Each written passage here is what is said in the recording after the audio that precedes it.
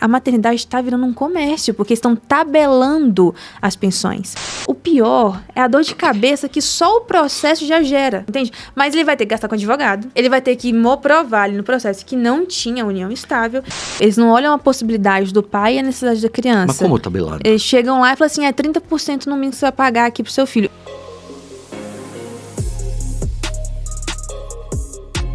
Sim, é porque utilizam a criança como um objeto, como moeda de troca. A maioria que faz isso objetifica completamente a criança. Elas não estão preocupadas com o filho. Elas estão preocupadas com o remorso dela, com os traumas dela, com as projeções que ela faz em cima daquele homem, entendeu? Então, sim, há um egoísmo muito grande com relação à criança. Isso você está vendo nos casos, porque eu achei que isso era... Falei, nossa, não é possível, porque ninguém lembra do menino, né? Isso é muito perceptível nos casos, sabe? Muito perceptível, porque se a pessoa tivesse consciência do quão importante é o papel tanto da mãe quanto do pai para a figura da criança, para o desenvolvimento da criança, elas jamais fariam algo assim. Então, só nisso aí você já vê uma distorção muito grande, um egoísmo muito grande e uma completa objetificação da criança, que atualmente a maternidade está virando um comércio. Nos tribunais, a meu ver, a maternidade está virando um comércio, porque estão tabelando as pensões. Não é mais analisada a questão da possibilidade versus necessidade. Mas quanto é uma que é tabelação. Hoje? Quanto que é? Por exemplo, no meu tempo, quando eu era criança, meus pais separaram e minha mãe tirava, acho que 30% do salário bruto dele no Olerite. E hoje parece que assim, se o cara ganhar salário mínimo, como que ele paga a pensão para 12? Exatamente. É tabelado. Eles não olham a possibilidade do pai e a necessidade da criança. Mas como tabelado? Eles chegam lá e falam assim, 30% no mínimo que você vai pagar aqui pro seu filho. E independente... se tiver dois filhos? Aí aumenta. Aí fica 35, 40, entendeu? Mas não vai 60, por exemplo. Não, 60, depende. Por exemplo, se for um homem autônomo, sem vínculo empregatício, tem 3 filhos, o juiz pode falar assim, não, você vai pagar 60% de um salário mínimo. Mas não quer dizer que ele ganhe um salário mínimo. Você tem que se virar pra pagar, entendeu? Porque você não tá regulamentado em nenhuma empresa. A outra questão que eu queria falar é sobre a bendita, eu já vi você fazer vários vídeos sobre isso, sobre pensão socioafetiva. Eu tava vendo hoje eu sigo todas, né, inclusive aquelas que... E ela tava falando assim, pro cara, a mulher separou, o marido dá uma boa pensão, ela começou a namorar, depois acho que 4, 5 meses ele separou e agora ela queria uma pensão dele também, porque ele tinha conhecido o filho dela. E ela falou assim, não, a justiça tá entendendo que você pode pegar, é isso mesmo? Pode pegar 2? Então, tá para acontecer uma alteração, né, no Código Civil, que isso vai ficar ainda mais incisivo, né, no sentido de nem mesmo ser necessário o reconhecimento da paternidade efetiva. Eu vi, mas não entendi, me explica isso. O que é? Se eu sair com uma garota, sei lá, daqui um mês ela descobre que ela tá grávida, ela fala, não, é do feltrinho. Ela pega e faz uma... É porque tudo vai muito... É subjetivo, né? Porque vai no campo das ideias, dos sentimentos. Então, do vínculo afetivo, né? Do quão forte foi esse vínculo afetivo, ao ponto daquela criança ter esse ser como sendo uma referência. Atualmente, sem essa alteração, ainda há necessidade de meio que um aceite por parte do pai. E como que seria esse aceite? De provar também. Isso, de provar. Mas como que seria esse aceite? Porque não é uma coisa fácil também. Não, vou lá no judiciário e vou falar que ele é pai e vai pagar. Não. Mas como que o cara, ele aceita sem saber que tá aceitando? Mas ele não vai ter que fazer o bem. Você que defende também fazer DNA hoje, não, né? Pra mim deveria ser obrigatório. Qualquer nascimento de criança pedir o DNA. O hospital deveria fazer o exame de DNA assim que a criança nasce pra mandar junto com, né, com a pessoa, com a criança pro cartório. Pra mim isso deveria ser o normal, sabe? Deveria ser obrigatório. Mas aí o que acontece? Atualmente, aí, por exemplo, o homem vai nas reuniões da escolinha dessa criança. O homem, ele aceita presente de Dia dos Pais, tira fotinho de Dia dos Pais com a criança. Ou a criança simplesmente fala papai pra ele e ela filma. Exatamente. A criança chama os pais dele de avós. Pede benção. Acabou. Entende? Então, assim, esse homem, até ele mesmo, já meio que aceitou que aquela criança meio que seu filho, entendeu? O que você sugere, doutora? Eu já vi você falar contrato de casamento, contrato de namoro, né, primeiro. Então, o contrato de namoro, ele vai ter validade se de fato esse casal agem como sendo namorados.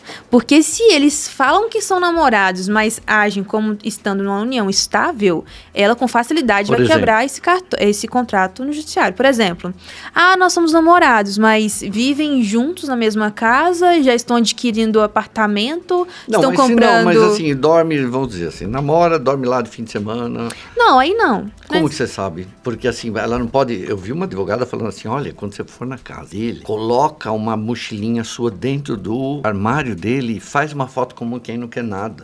Não, mas não só isso ele não vai conseguir reconhecer. Ela vai conseguir reconhecer se, por exemplo... Vai viajar, faz foto com ele, vai não sei onde e faz foto com ele. Não, mas ele tem que comprovar a intenção de constituir família. E onde que ela vai provar isso? Por exemplo, se ele coloca o nome dela no plano de saúde dele, se ele coloca o nome dela como sendo moradora do prédio para conseguir... Deixar ela mandar conta.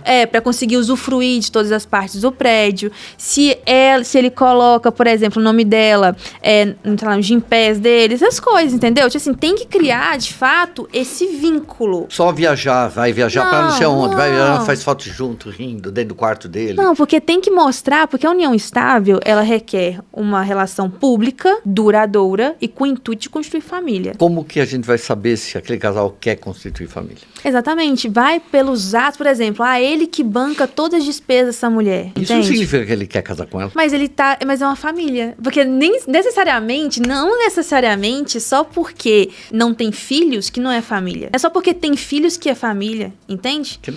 Mas doutora, eu não deixo uma mulher pagar, por exemplo, uma conta em restaurante e nada. Não, restaurante é o quê? Mas, por exemplo, você paga a conta de água, de luz, aluguel, você abastece o carro dessa mulher, você faz tudo pra essa mulher. É um idiota. Plano de saúde, paga plano de saúde, paga plano odontológico, faz tudo, entendeu? Aí você também que já provendo tudo pra essa mulher. Aí bota pra morar na casa, eu vi um cara falando isso pra você. Exatamente, bota na mesma casa. Ou bota numa casa dele também, né? Também, entende? Mas aí que tá, aí o cara vai fazer isso aí por um longo período de tempo, certamente, né, vai ficar configurada ali a união estável.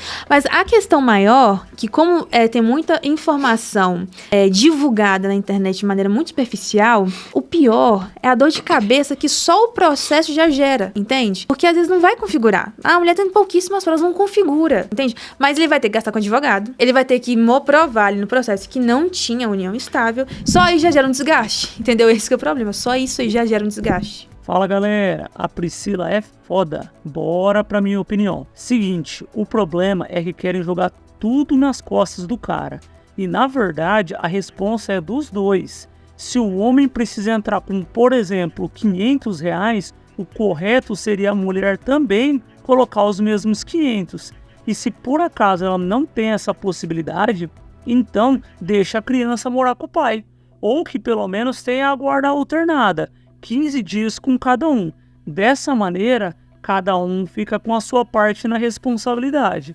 Agora, querer forçar o cara a dar uma quantia X e a mulher ficar de boa, aí eu acho muito zoado.